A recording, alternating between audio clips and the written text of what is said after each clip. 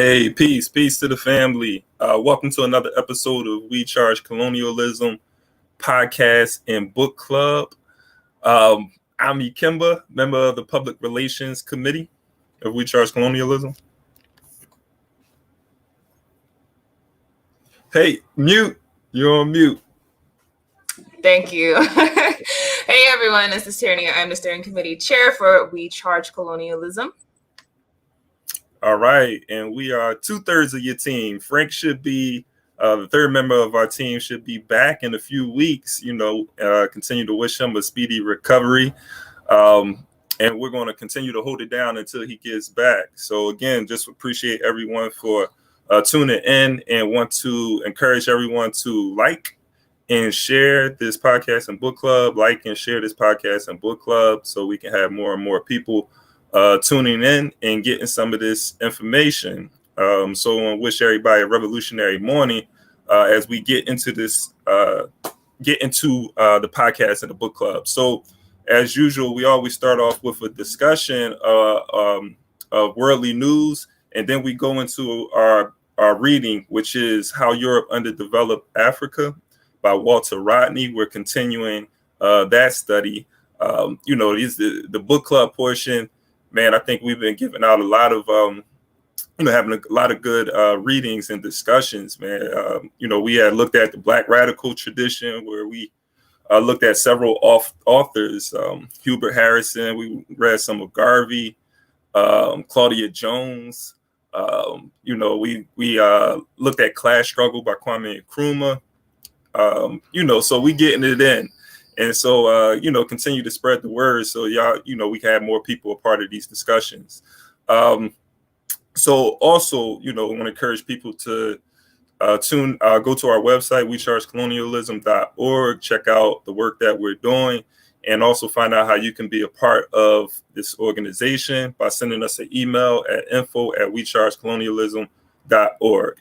Now, with that being said, we can, transition into our weekly roundup, and we're going to start off. Tierney is going to discuss the Divine Nine. Is that what it is? Yeah, so I actually did a video on my YouTube channel, but I kind of wanted to follow up because I think it's different discussion points that we can kind of flesh out a little bit more. And I'm also really curious to hear both Ikemba's perspective and also the audience perspective. But so speaking about the Divine Nine, I did a video a couple of days ago where we were discussing the issue that came out that Kamala Harris, who's an AKA, and let me just rewind because I don't want to assume everyone understands like U.S.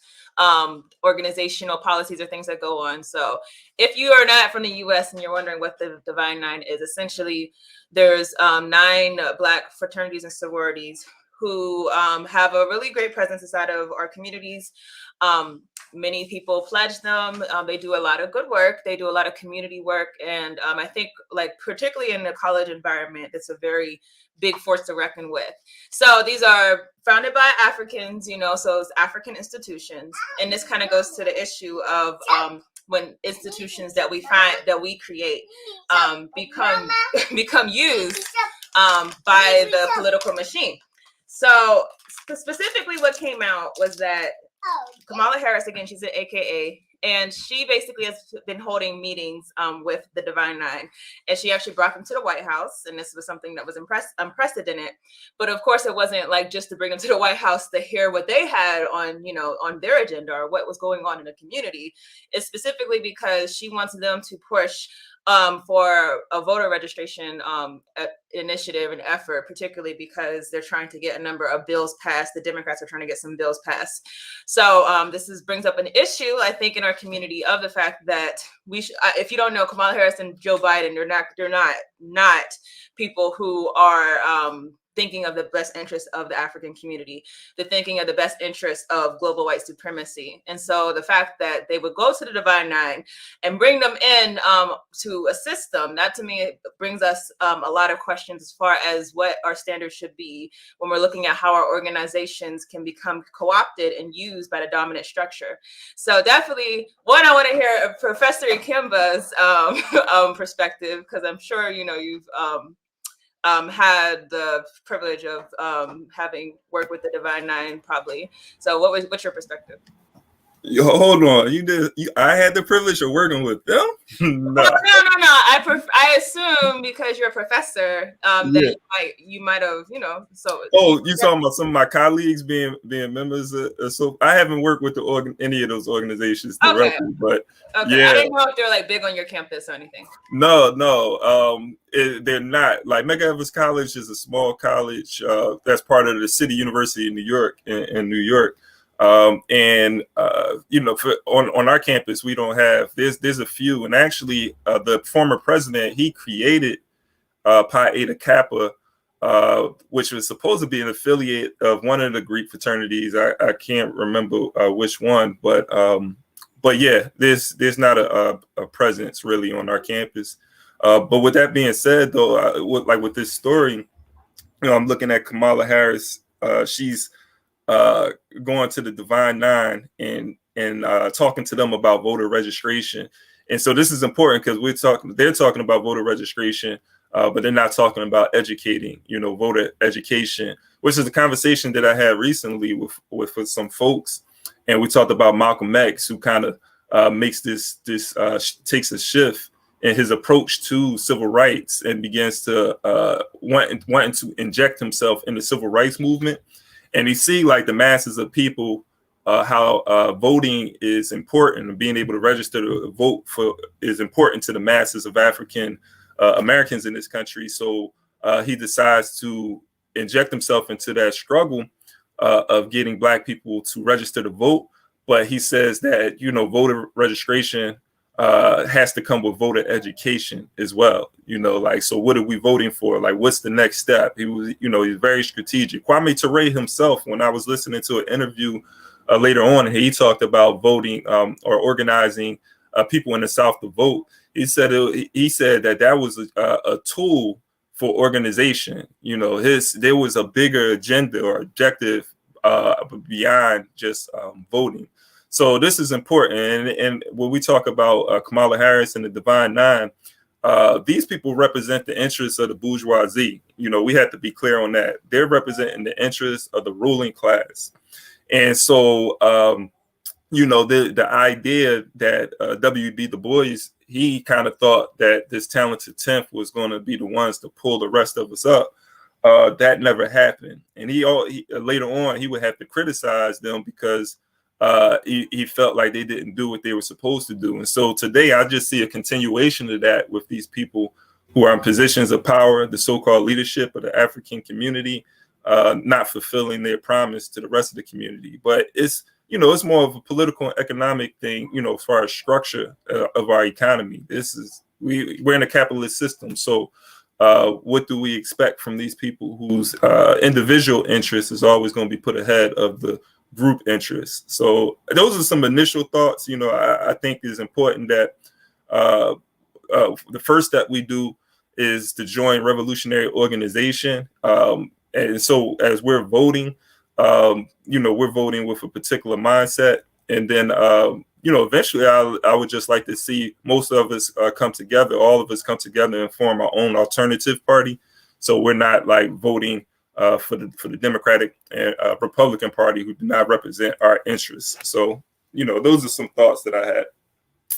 And, Tyranny, I think she dropped off, but she'll probably come back with some other thoughts. But, y'all can type some things in the chat. Tell us how y'all feel about this story.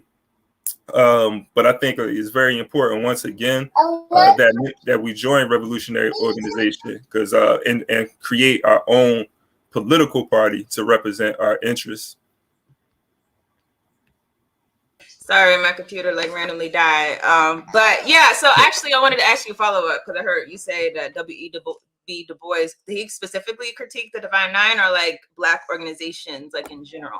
No, he like W.B. Du Bois had this idea. He had this elitist idea, talented 10th of the African American community or Black community. They would receive this education, move up the social ladder, but they would have the intellect and the skills and the know-how to bring the rest of our community up. So they will pull us up. but that never happened. And later on, he critiqued the Talented 10 for not fulfilling, I guess, this promise of doing that. But I think he was just his critique. I understand the critique, but I think it was just a mishap on his behalf to even think that under capitalism something like that will take place.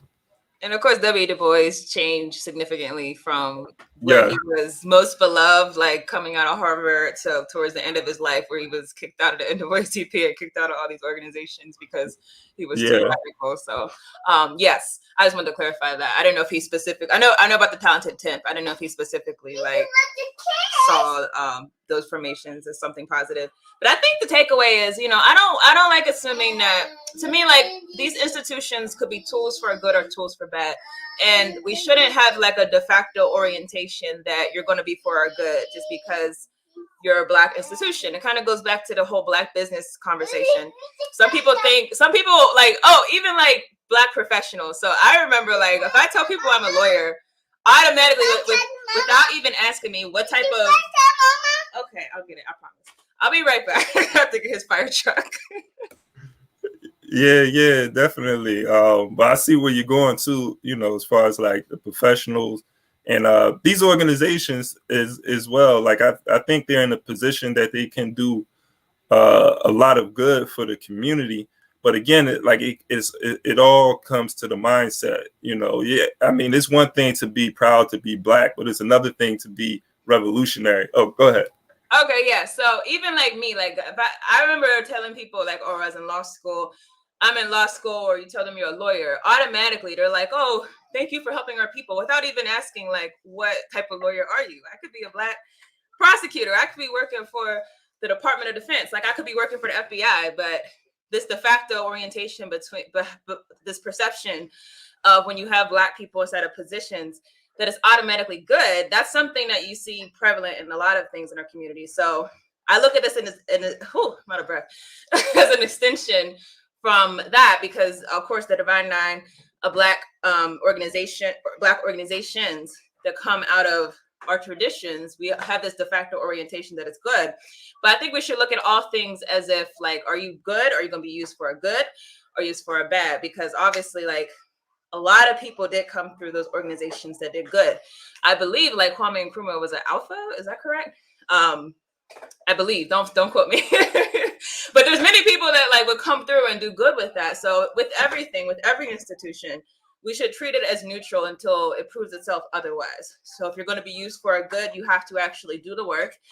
You have to actually be there in the community. You have to actually be an instrument for our liberation. But if just because you're a Black organization or a Black institution, we can't just have this orientation that you're automatically good for our liberation. Yeah, I agree. It's and it's an individual basis, because you don't know why people are also joining these organizations, fraternities, or sororities. Like myself, like I talked about the president who created Pi Eta Kappa, I actually pledged and became a member of this fraternity. The fraternity isn't big though. Like I said, like it's a campus thing, and really, I don't even know what Pi Eta Kappa is doing right now. But there were people who pledged when I had pledged, became members that I'm connected with. And my intention when I joined, I was like, I'm going to use this to get me in some doors if need be, like, because I know it's sort of just like it's a fraternity, connection thing. So we tend to look out for each other. But as I looked at that as a strategy for the future, my whole mindset though the whole time was like, I'm trying to get in positions where I can help my people. At the end of the day, like revolution is always on my mindset. So whatever I do within the system, that's always my objective. But, a lot of people get into these organizations, fraternities, sororities, and they think about the individual the whole time, and not necessarily understanding that we are at war. We are at war and we're fighting the battle, and we need to be focused on our communities and our people. At the end of the day, how is this going to benefit us in the whole in this conflict, in this war, not to integrate, but to overturn the system of colonial capitalism?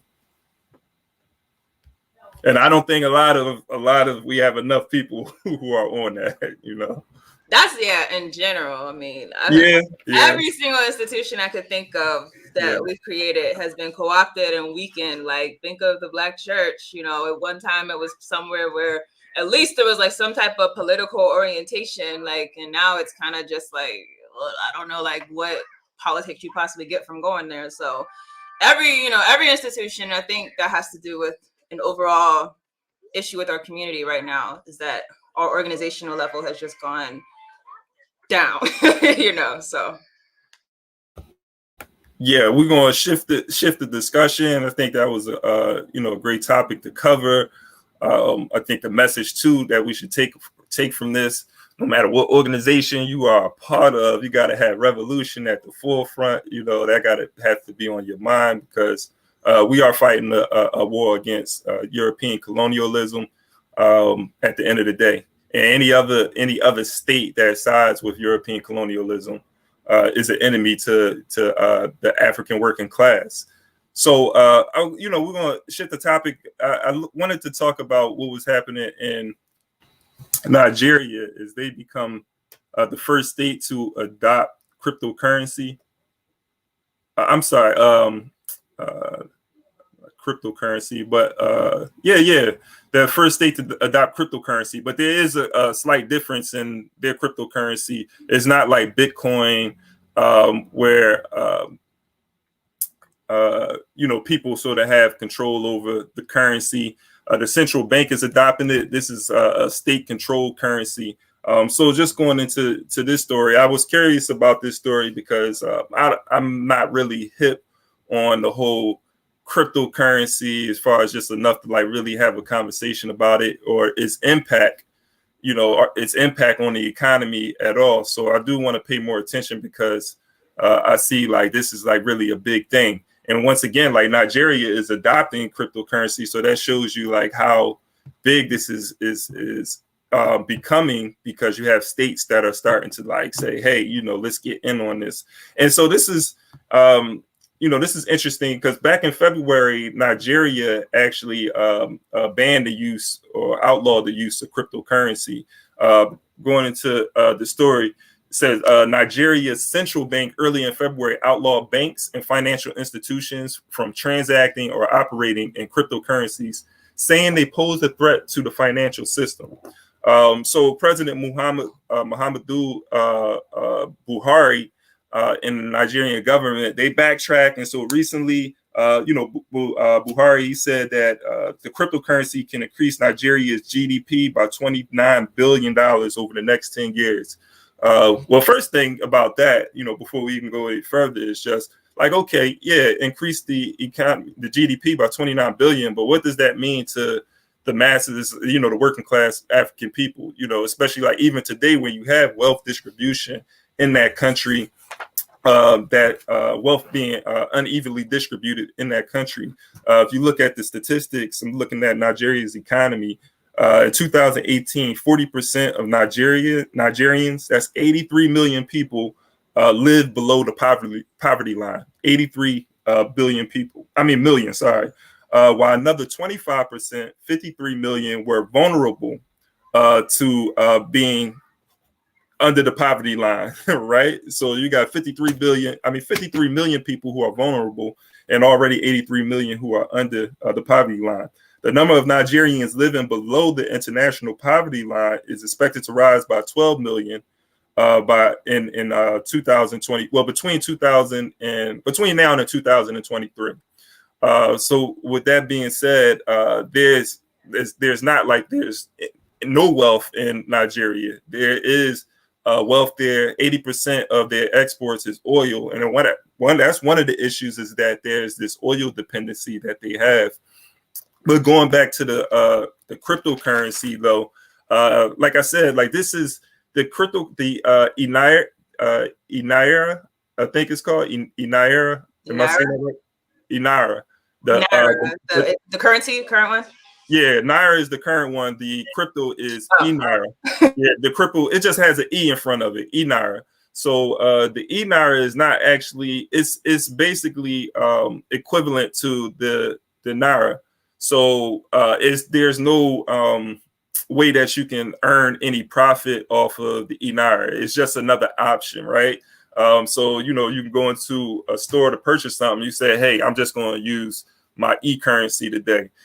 So they say it's not supposed to be a replacement, but that's another thing I'm looking at, though, is like, what's going to stop that from replacing just a regular Naira at the end of the day? So I'm going to keep, even though they're saying like that's not the objective, I don't see why somebody will continue to use, especially in the future, a physical currency where they can do the same thing that they're doing with physical currency with the Naira.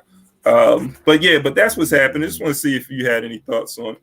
Yeah, it sounds like almost like a credit card. I mean, like, because I don't use cash, honestly.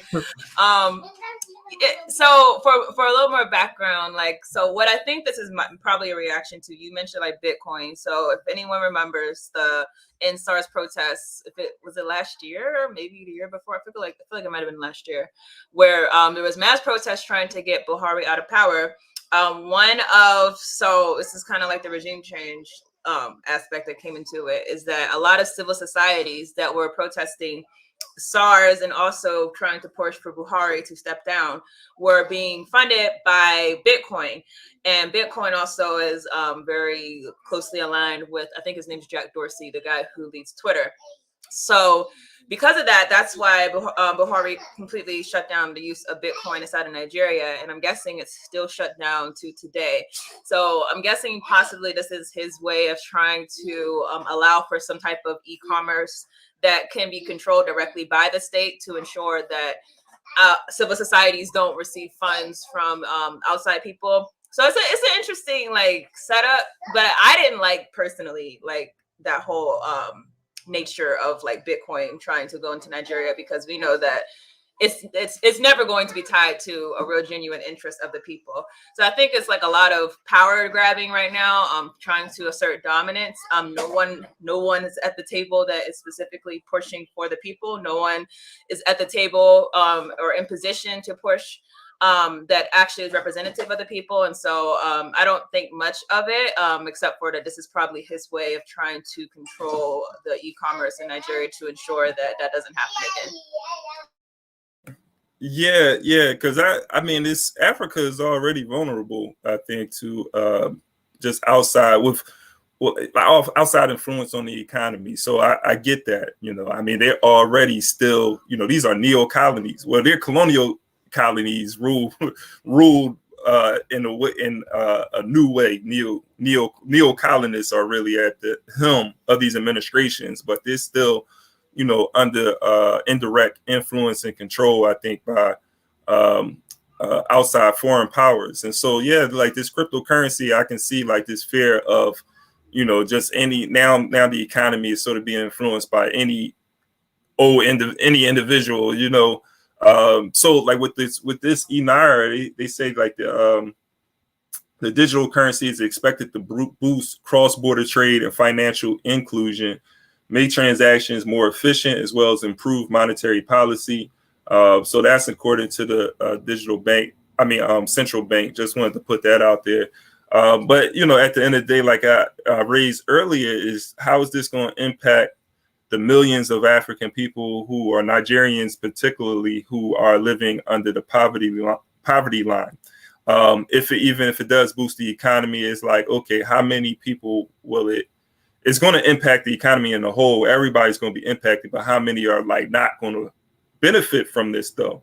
And so at the end of the day, capitalism is at the core of the problems that African people and all oppressed people are facing. And I think it is till we like really critique that system and do something about transforming the political economic system that we're dealing with, we're going to continue to have these problems where a few people are going to benefit at the expense of the many, as millions of people are going to starve, die, you know, as a result of the advancement of the few. This has been happening for centuries. And I forgot, like you did hit on a really important point about Nigeria.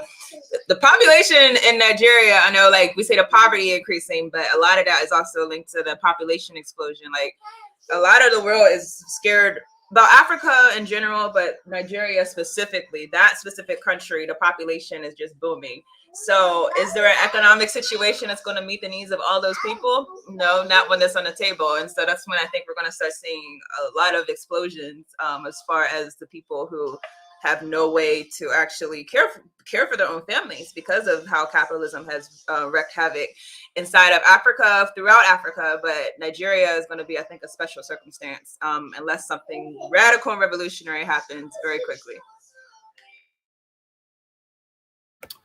Indeed. So that's a weekly roundup. Again, I think that was a great topic to discuss. Again, like and share this video,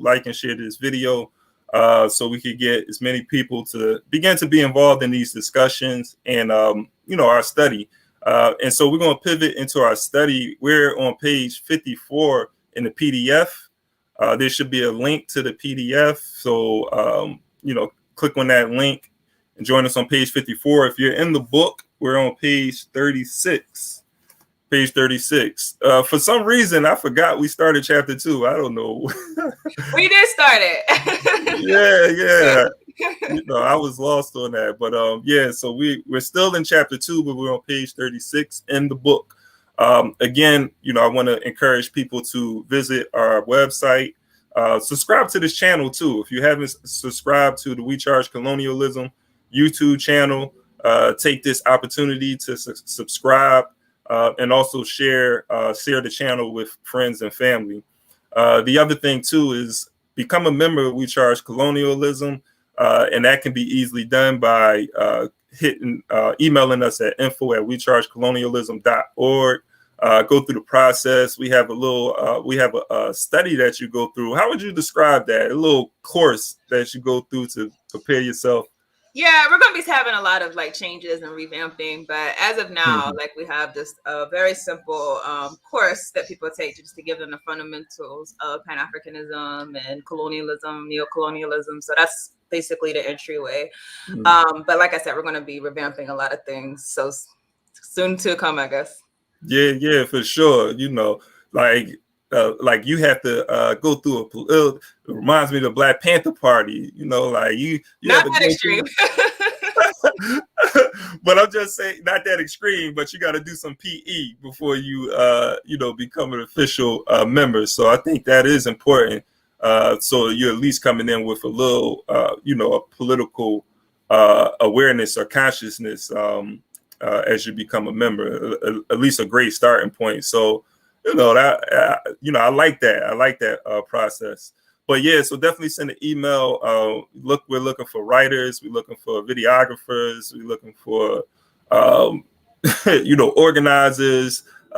So definitely find out how you can get involved and use your skills and talents to help bring forth this change, transformation that we so urgently need.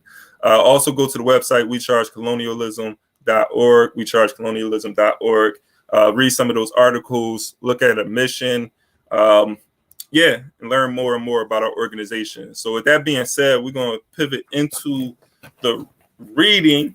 I'm excited about Walter Rodney going in. Just starting at the top, first paragraph. The same kind of two-sided relationship also exists between the means of earning a living and the social patterns that arise in the process of work. In Africa before the 15th century, the predominant principle of social relations was that of family and kinship associated with communalism. Every member of an African society had his position defined in terms of relatives on his mother's side and on his father's side. Some societies place greater importance on matrilineal ties and others on patrilineal ties. Those things were crucial to the daily existence of a member of an African society because land, the major means of production, was owned by groups such as the family or clan, the head of which were parents and those yet unborn. In theory, this pattern was explained by saying that the residents in any community were all direct descendants of the first person who settled the land.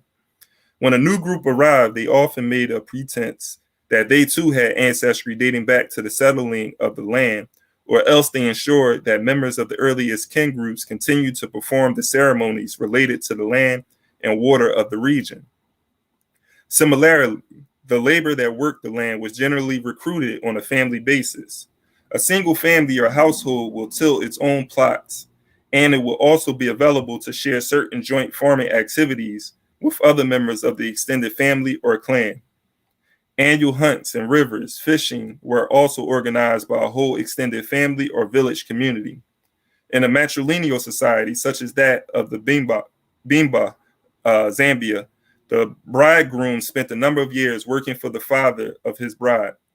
And many young men who had married daughters of the same household often formed work teams to help each other. In Dahomey, a young man did not go to live with his wife's family, but the Dokpewe or work team allowed the son to participate in carrying out a task of some magnitude for the father of his wife. In both of those examples, the right of the father-in-law to acquire labor and the obligations of the son-in-law to give labor were based on kinship. This can be contrasted with capitalism, where money buys labor, and with feudalism, where the serf provides labor in order to have access to a portion of the land, which belongs to the landlord. Having been produced on land that was family property, and through family labor, the resultant crops and other goods were distributed on the basis of kinship ties. If a man's crops were destroyed by some sudden calamity, relatives in his own village helped him. If the whole community was in distress, people moved to live with their kinsmen in another area where food was not scarce.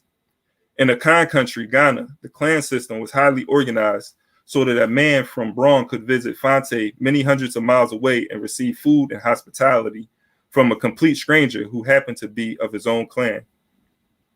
Yeah, I'm liking what I'm reading right here. You know, just taking it back to that tradition of the community, the family, the community doing for self, and just thinking about under this capitalist system how we got away from that, and now a lot of people, when things happen, we go to the state. Like we're so dependent on the state for resources or to solve any problems that we have, that we don't build connections with family and community anymore, because we're like, okay, as I'm an individual, got to pull myself up, do what I need to do. And if there's any problems, I have to make sure that I have insurance. I go to the welfare office, hope that, if the money ain't right, maybe they can help me out. So it takes away from the connection that we have with family and friends. I'm glad you said insurance. I do remember my mother-in-law, who's Ghanaian, like one time we're just talking to her, like, so you going to get life insurance? She's like, no, y'all going to pay for us. What do you mean? So yeah, that's definitely like, I feel like capitalism tries to compensate for kinship, but it never measures up as far as the lineage systems that we had in Africa. So this is something that's, I think, significant for us in the colonized society. I think when you go to countries that have not been totally derailed as far as the cultural systems that still exist. So for example, countries throughout Africa or even countries in the Caribbean, you'll still see like a strong sense of a lot of these dynamics that still exist. And particularly like in the United States, Africans, when they were enslaved here, during the slave systems, we still clung on to those traditions. But what I think happened essentially was that whenever we were forced into the capitalist system, that then basically led us vulnerable, because at one point we depended on our families. At another point, the state basically destroyed the families, removed the mothers, the fathers, put work pressures on the families, put you had where once you would have a number of people living together, now it's just like, oh, just me and my son, that really derails it. And then of course, when you throw in things like drugs and you're throwing in things like Reaganomics, intentional efforts to disrupt the community, it's like been so derailed. But, you still see, despite all of the horrible things that have happened in America to destroy the African family, you do still see a lot of the things that we passed on generationally So, for example, one thing I didn't realize until I was writing my book on foster care, I didn't realize that European society, something simple like having a close relationship with your aunts, uncles, and cousins, like that's something that's not so prevalent inside of white homes.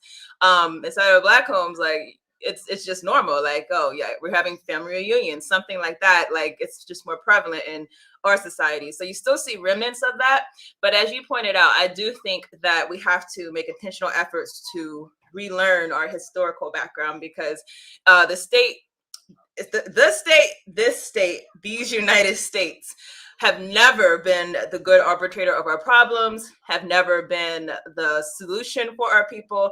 It's only been whenever we have had communal and shared family raising and things like that. That's the only time that we've ever been protected from white supremacy. And I would say that if it wasn't for our African heritage in this regard, with taking care of our own families and having extended families, that's the other thing. Like, you don't have to be blood related, but this person over here, we have a shared connection because of our history. You're part of our family, even though you're not technically a blood relative.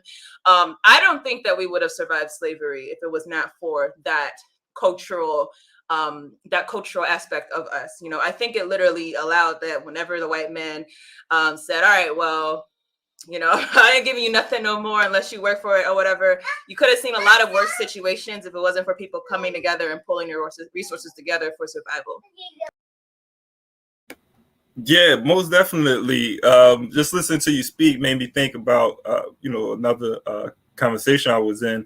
But, I was just talking about how the identity, the Afro-American identity or African-American identity, and I'm not just talking about, the United States, just African descended people in the Americas, whether Brazil, Jamaica, whatever. But this identity was created as a result of slavery.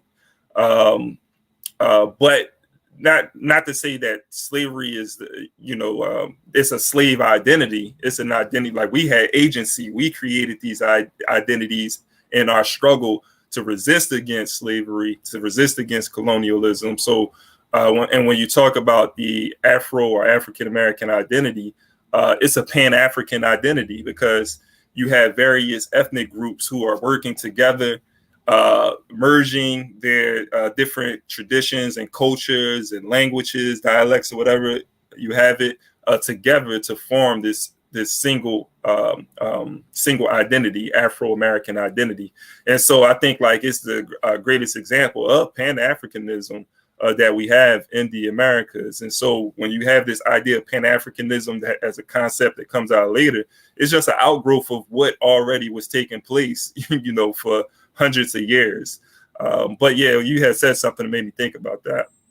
And that's why when we were thinking about when I was thinking about what to name this episode, Africa's Advanced, to me was the best way to word it, is because when you look at those systems that we had in place that were tools of resistance, that is something that advances far beyond what existed in European society. So if we have a understanding of ourselves as advanced as far as where we were and what our orientation was, I think that will allow us to move forward without trying to fall back on the de facto, like, oh, Europeans know what's best for us, and so let's follow them and their systems. If you understand that the systems that we had were advanced morally, were advanced socially, psychologically, were advanced economically, then that will, I think, be a real tool for us to strategize for the future. Indeed. I had another thought too about what was said here, but I'm gonna show some discipline. I'm gonna read some more. We can come back to it. So what was that? Numerous examples. I think I was there. So numerous examples could be brought forward to show the dominance of the family principle in the communal phase of African development. It affected the two principal factors of production, land and labor, as well as a system of distributing goods. European anthropologists who have studied African societies have done so mainly from a very prejudiced and racist position, but their researchers can nevertheless provide abundant facts relating to family homesteads and compounds to the extended family, including affinal members who joined by association rather than by birth. and to lineages and clans which carried the principle of kinship alliances over large areas. However, while the exact details might have differed, similar social institutions were to be found among the Gauls of 11th century France, among the Viet of Indochina, at the same date, and virtually everywhere else in the world at one time or another, because communalism is one phase through which all human society passed. In all African societies during the early epoch, the individual at every stage of life had a series of duties and obligations to others in society, as well as a set of rights, namely things that he or she could expect or demand from other individuals. Age was a most important factor determining the extent of rights and obligations. The oldest members of the society were highly respected and usually in authority, and the idea of seniority through age was reflected in the presence of age grades and age sets in a great many African societies. Circumcision meant initiation into the society and into adulthood. From that moment, a man was placed with others in his own age group, and a woman likewise. Usually, there were at least 3 age grades corresponding roughly to the young, the middle age, and the old. In large parts of Europe, when communalism broke down, it gave way to widespread slavery as a new form in which labor was mobilized. This slavery continued throughout the European Middle Ages, with the Crusades between Christians and Muslims giving an added excuse for enslaving people. Slavery in turn gave way to serfdom, whereby the laborer was tied to the land and could no longer be sold and transported. Because it took many years from the transition from slavery to feudalism to take place in Europe, it was common to find that feudal society still retained numbers of slaves. Parts of China, Burma, and India also had considerable number of slaves as the society moved away from elementary communalism, but there was never any time span when slavery was a dominant mode of production in Asia. In Africa, there were few slaves and certainly no epoch of slavery. Most of the slaves were in North African and other Muslim societies, and in those instances, a man and his family could have the same slave status for generations within the overall feudal structure of the society. Elsewhere in Africa, communal societies were introduced to the concept of owning alien human beings when they took captives in war. At first, those captives were in a very disadvantaged position, comparable to that of slaves, but very rapidly captives of their offspring became ordinary members of the society, because there was no scope for the perpetual exploitation of man by man in a context that was neither feudal nor capitalist. Yeah, I think like the slave trade going to transform that, though. Those societies, man, when Africans become a part of the global trade of Africans, it kind of changes that dynamic with those people in the social hierarchy that was considered slaves. But there was something I wanted to go back, because there was something that Walter Rodney, when he's talking about communalism and kinship and so forth, like these political structures is how I'm defined it. But it's just another thing that, sometimes I hear people talk about tribalism in Africa and make it as if we are inherently tribal people. Whatever that means, when you even say tribe. But I understand, in the European concept of tribalism, I understand what they mean. But I have to argue against that. Like, I don't think that we are inherently tribal. I think we create political structures based on the environment that we are in and what is more conducive for our survival. So whether it's in being in smaller communities where it's just me and my immediate family, maybe that's not working out, and we have to extend and work with other families. So we create a larger political unit, economic, community, and so forth. And throughout history, we see these units being transformed as a result of the environment. It may be outside influences that's causing us to transform our environment, where we have to create some sort of like superstructures that supersede the tribe, the clan, or whatever you have it, the family, and so forth, because our survival may be dependent on it. And I say that because sometimes like there's this sort of pushback to Pan-Africanism and some of the objectives of Pan-Africanism and building this like global community, because there's like, they feel like it's a threat to their tribe or ethnic group, which is ridiculous, at the end of the day, because it's not a threat. You can still hold on to your traditions and cultures, but we're talking about forming a political unit that's going to be able to countervail European colonialism. But that was just some thoughts I had. Yeah, and I'm so glad you brought this up, because it actually relates back to something I was thinking about when Walter Rodney was talking about the dynamic of elders. Because I was actually reading Amilcar Cabral, I forget which book, but I was reading some of his writings, and he was talking about how some traditions that we have, how it can kind of become volatile to our liberation struggle. So he is talking specifically about this adherence to, okay, before, like, we're at war, before we do anything as far as going at the enemy, we have to get permission from the elders. And he was saying how, I guess they would do strategic battles or try to do offensives against the colonialists. And some of the elders in the community would be upset, like, hey, you didn't come to us first. And that's where he uses an example of sometimes how our traditions can be backwards in a certain way.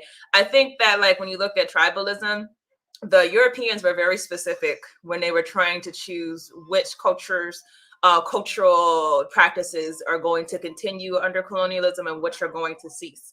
And what they did, I think, is take something that existed, so our cultures, our lineage, and they made it exploitable for them. And we've seen this repeatedly all throughout the African experience, where you see one culture being treated as the privileged culture and told that you are superior to the others. And then you whisper in the ear of the other and say, hey, the one that's oppressing you, it's really not us, it's really these people. So, just to let you know, it's all them. So we have these divisions that were exacerbated through the colonial system. They purposely made us feel like our tribal identities were more important than global Pan-Africanism. And I'll even say, so thinking about conversations I've had with family members who are Ghanaian, and like whenever you propose something like drop all the colonial borders, a lot of times, like, you'll have a lot of anxiety or even like anger at that thought, because even though those borders were drawn by the colonialists, and even though they were drawn by your enemies to ensure that your particular territory was exploitable, it's like a clinging to this new identity that we formed, and anything that we do has to be through this system that has been created for us. So I say all this to say that a lot of our cultural aspects could easily become tools of the enemy if used, against moving forward. And that's what I think happens consistently throughout our experience, is that we do like lean back on things like culture, or lean back on things like our tribe is this and our tribe is that, instead of looking at it more holistically. Like, what was the point of the tribe? Like you said, it was a matter of survival. It wasn't a matter of separation for the sake of being separate. It wasn't a matter of, oh, we're just going to call ourselves something different because this is what, because we see you as something that's not of us. These were identities that were adapted to the environments of the people that lived there. So if we have a more holistic environment like that, then we wouldn't be afraid of something like all Africans being considered African first, then your culture, then your your nationality, and then whatever else identity that you want to identify as. Yeah, indeed. You had said you're Ghanaian? No, I kind of assume people know. My husband's Ghanaian, so like whenever I talk about my Ghanaian family, that's like, okay. All right. I'm an African born through the transatlantic slave trade. And we all family. We all family. I was just curious, but most definitely. There was, another thing. So he's talking about these phases of communalism. Actually, like, because it's I'm gonna read like one, maybe two paragraphs, and then we can wrap it up.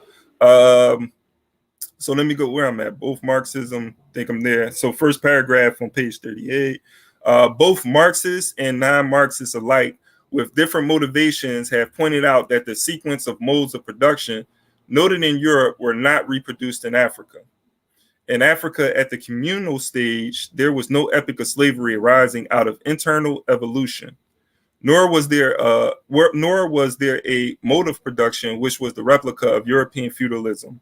Marx himself recognized the stages of development in Asia had produced a form of society which could not easily be fitted into a European slot that he called the Asian mode of production. Following along those lines, a number of Marxists have recently been discussing whether Africa was in the same category as Asia or whether Africa had its own African mode of production. The implications of the argument are very progressive because they are concerned with the concrete conditions of Africa rather than with preconceptions brought from Europe. But the scholars' concerns seem to be bent on finding a single term to cover a variety of social formations which were existing in Africa from about the 5th century AD or CE to the coming of colonialism.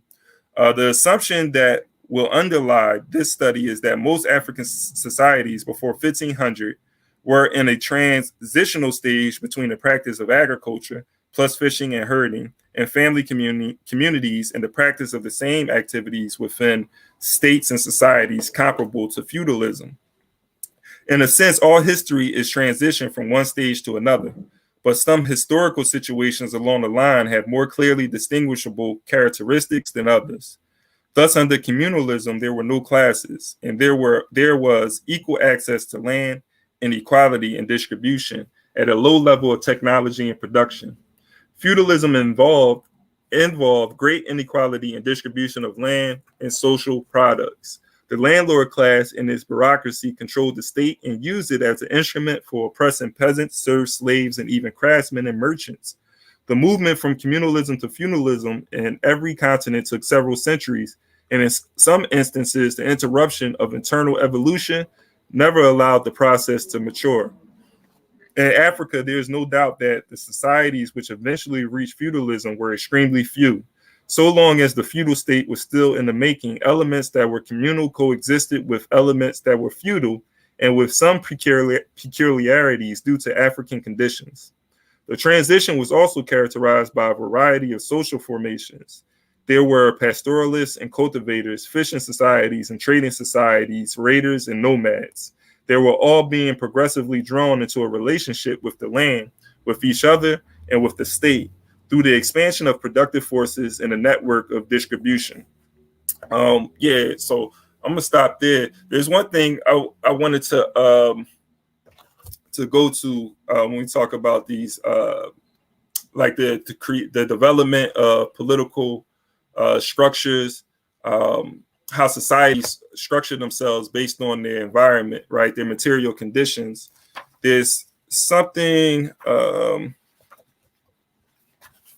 I wanted to look at real quick. So let me read. This is from 10 Lessons, Introduction to Black History. I wish we could do this book. I'm gonna see if I can find a PDF, but I haven't been able to find one. But this is from Umba Mabula and Bumani Sekou. This was put out by the Republic of New Africa. But he says, in the European world, climatic conditions force white people to emphasize survival/economics more than ethics and morals. This is critical to understanding white people historically and presently. And also, like, if you study, even in their own textbooks, they talk about how European societies developed. They were warrior-based societies that really put more emphasis on the warriors in the social hierarchy, showed them more deference, where they're focused on conquest more than commerce, based off of their climatic conditions. And I think that's important. And that's coming out of white people textbooks, that what I just said. So, they don't even deny how their societies develop and the influence of, the climate or the environment on how they structure their society. So if you read that and this is what they're saying, you kind of understand why their societies develop the way that they develop. But yeah, you go. You have any thoughts? I mean, I have more questions than thoughts, because like one thing that brings up is like, why even go to Europe? Like, or at least if you adhere to, and I don't have a sound foundation on this, but if you adhere to the out of Africa theory that the Europeans left Africa and went to Europe, like, why? I always wonder that. Then the other question I have for you, Professor Ikamba, is when they say that feudalism did not come to Africa as widespread as it did to Europe, is that saying that was it outside influence that brought feudalism? Like, I don't know if Arab conquest or European conquest or interactions, because as far as what I can observe, there was never a time when Africa was not able to care for the people of Africa, like able to feed everyone and able to house everyone. So like, what brought it to Africa? That's just one thing I'm wondering. If you have an answer, that'd be great. Yeah, just based off of, I can kind of only base it off of what took place in the Nile Valley and like Mesopotamia, like those areas, like with the Sumerians and so forth. I would have to base it off of that, because those societies, as they became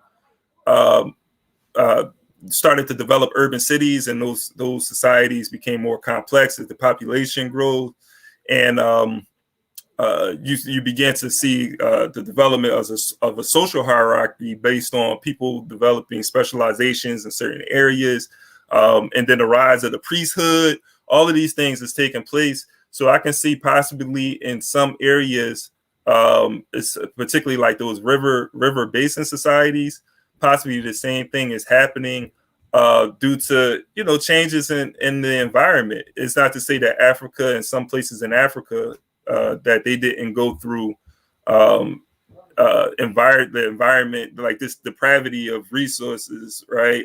Due to environmental conditions. And so anytime you have a situation where the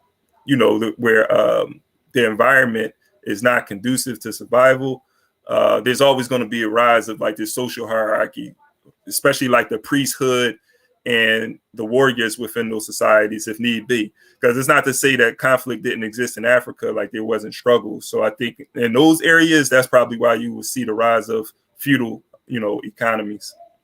Yeah, but that also brings more questions. Not that you have to have all the answers, but like just reading, like, the survivalism is actually like what made kinship systems vital in Africa. So, for example, like the threat of wild animals, the threat of what's it called, competing tribe or group. My understanding is that made like the kinship system tighter, because like we have to stay together, kind of like that we were saying, like in the slavery context. Like if we don't stay together, then there's no telling what's going to happen to us, because as individuals, we can't rise. And so I don't know, it just seems like so much, but, like like it's still different though. I think even within those feudal societies, there's still a different mentality. There's still a different relationship that they have with the people, because again, like you go to Europe, once again you got these warrior-based societies, warrior-based clans, right, where they focus on conquest more than commerce, where in Africa you may have these systems, but it's still like based off of ethnics and morals. So I'm not going to war with another clan or tribe to wipe them out. I'm not trying to commit genocide.